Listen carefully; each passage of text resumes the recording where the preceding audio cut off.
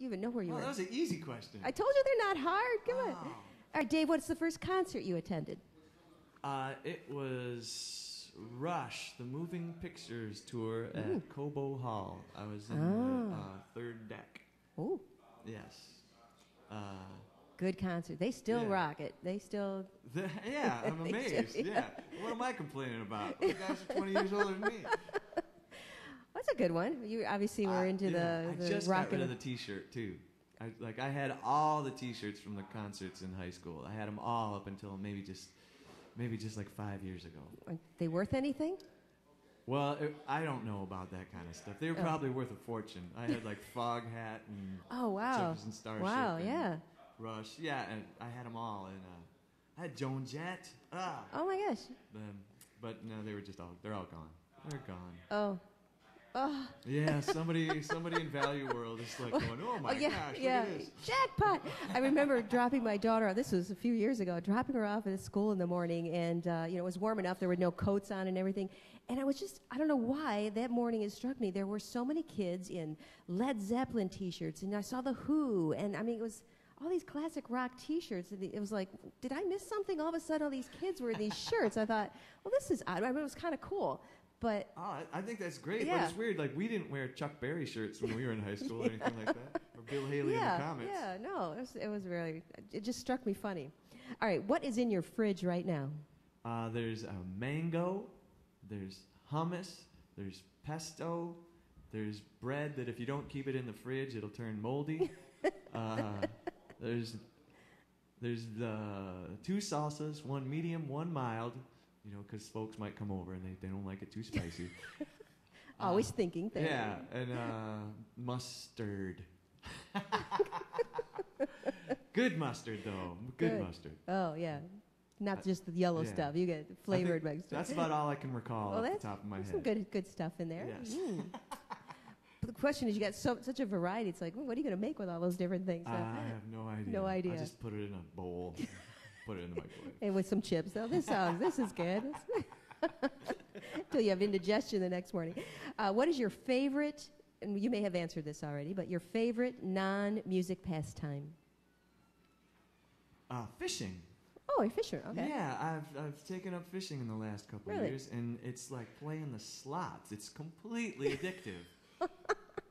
It's when the weather's nice, and even if there's just 45 minutes, I have no self-discipline, and I will just go to the nearest body of water, throw a line in. Okay. It takes a lot to, like, I'm really addicted to it, and I need help. That's what I need. The man needs help. Yeah. And it doesn't matter. Just hook up a line and go out there and see what you catch. I do, mostly it's bass fishing, plus bass, and then sometimes when I'm up north, I'll fly fish. But that's a whole nother rig and a whole nother thing. Yeah. It takes a lot of time. Yeah, and that's a little more action, nonstop. Yes. Yeah. Waders. Yeah. All that stuff. That's really intense. Yeah. Now, do you have a boat then? You go out and fish, or you just do it off the a lot of shore? OPBs, other people's boats. But I have a kayak, and the kayak has room in it to stick tackle and things like that. Fishing in a kayak, is that? I'm told that as long as the fish isn't too big, everything's fine. Really? Yeah, but if it's a big fish, not that I'm ever going to catch a gigantic fish, I can imagine like some huge lake trout just pulling me under, flipping it. Yeah, yeah. I'm never that lucky. I can't catch a fish that big. We'll have to ask Bob Bauer with his outdoor show there, what if he's ever any suggestions for you about fishing with a kayak. Okay. It works. You just have to think about a lot of things at one time. Yeah. Okay. But you get where you want to go. That's the thing. I just got this. You get where you. Oh. Yeah, like you say, if you're at the little fishing dock at the pond or whatever, and you and Jimmy and Jimmy's dad and Jimmy's cousin are all fishing off this little thing, but you look off to the other side of the pond and you're thinking, oh, that's where they're at. That's where they're at. But you can't do anything about it because you're stuck on the little fishing dock with Jimmy and Jimmy's dad. And so then you can get in the kayak and you can go to where the fish are. Okay, well then that makes sense. What is the last song you downloaded? The last song I downloaded was L.O.V.E. by Nat King Cole, because I got to play a wedding, and they want it for the wedding. Typical. You got to learn a song, you download it. But at least it's a good song. Yeah. It's like that song, like I love playing it, and my voice kind of falls. Not that I can sing like Nat King Cole, but we both are in the same range, so I don't have to hit super high notes or anything like that. Oh, cool. So you do weddings a lot? I do maybe a couple a year. I got 2 this summer, but I do weddings for people that want a different kind of wedding band. Like we'll do songs. Our sort of slogan in the wedding band, or we call it the show band, Dave Boutette's show band, is we play songs you didn't even know that you loved. Basically, that's how it works. We want the people to be like sitting there, and then we'll start a song, and people to just like put their drinks down and just say, "I forgot all about this song. There you go. I love this song." And then we got them. We got them hooked. Cool. Sounds like a lot of fun at those weddings. It's gonna be a ball. If you could have any one person in your band, and they could be dead or alive, and not anyone you have in your band right now, who would it be?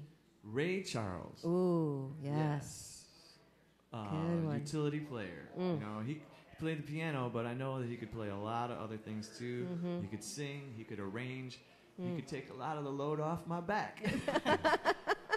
Ray Charles can make things really easy for me in my band. bet, yeah. And I got a feeling he could draw a crowd too. Just a little bit, yeah. That would be a good one. Good choice. Huge Ray Charles fan, obviously. Yeah.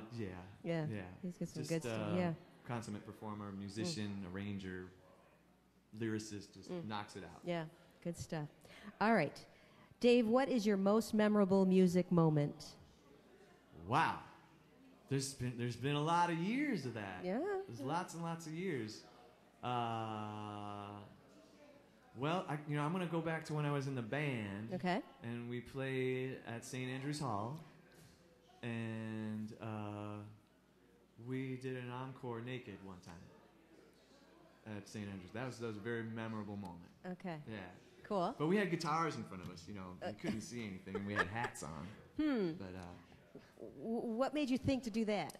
well, somebody in the band had made a bet on a Pistons game, Okay. and through the course of our gig that night, the Pistons lost to somebody that night, and they came up to us through the wings of St. Andrew's Hall and said, Pistons lost, and so you gotta make good on your bet. And Wait a minute, but it was just the one guy. It wasn't the whole band that made the bet, right? yeah, but we're a team. Okay, We're a okay, team, okay. and actually at the time it didn't even faze us. We were just like, oh, we lost the bet. Okay, here we go. Let's do this.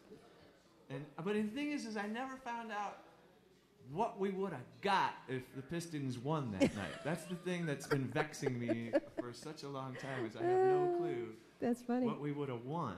I mean, I'm sure it would have been something great. Did that affect your playing, thinking, oh my gosh, I'm up here without anything on? The only thing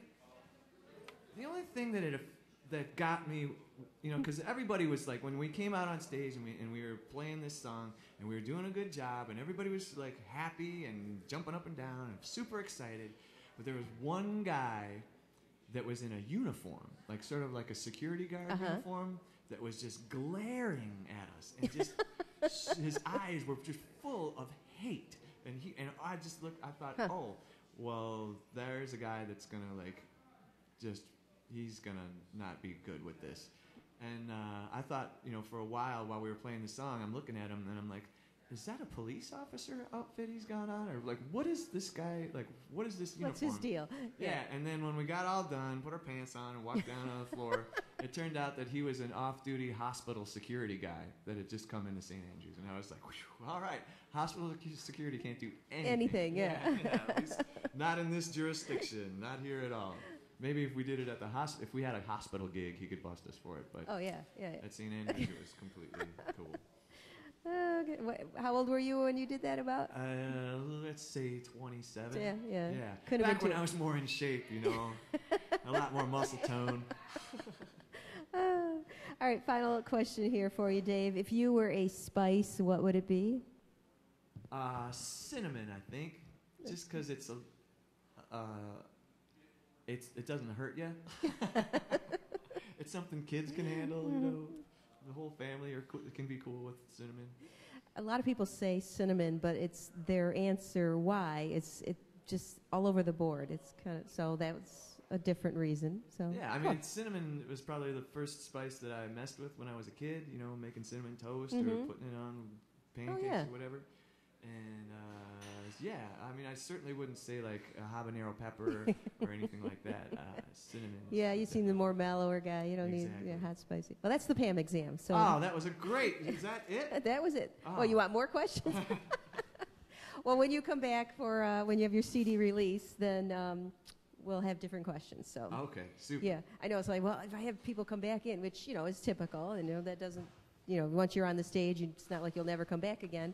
So I was like, I need to come up with some more questions. So, but why don't we get another song, and then we're going to talk about this little flyer that I have in my hand here. All so. right, the little flyer. The little flyer, yeah, the big flyer. This big old piece of paper. Exactly. Those questions were great. I would do that anytime with you. It's fun. It's just you get to see a little inside of artists, that are away from music or whatever. So it's fun. All right, what do you got for us? With songwriters, your favorite song is usually the song that you just wrote, and it's the same with me. I just finished this song, and I think we're gonna record it tomorrow. Okay. We're gonna try to record it tomorrow. All right, Dave Boutette. Thanks, man.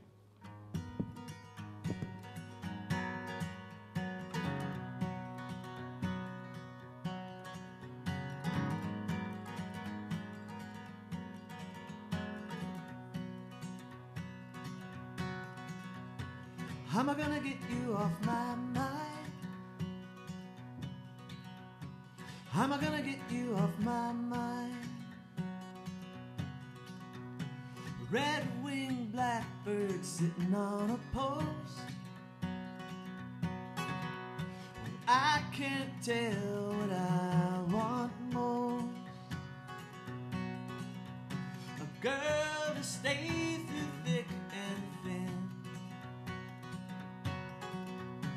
Girl with a voice like a mandolin. How am I gonna get you off my mind? How am I gonna get you off my mind? When your church clothes get too high, meet me in the parking lot.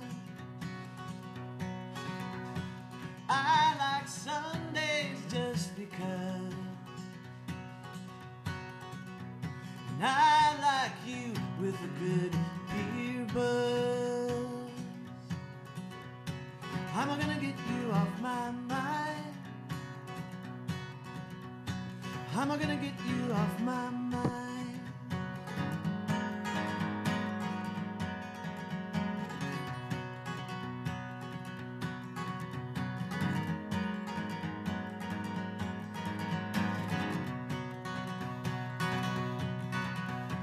Standing by the Ferris wheel, that's when I'll tell you how I feel. Ferris wheel, steady and slow,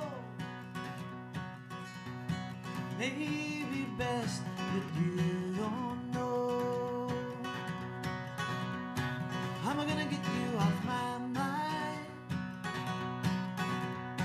How am I gonna get you off my mind?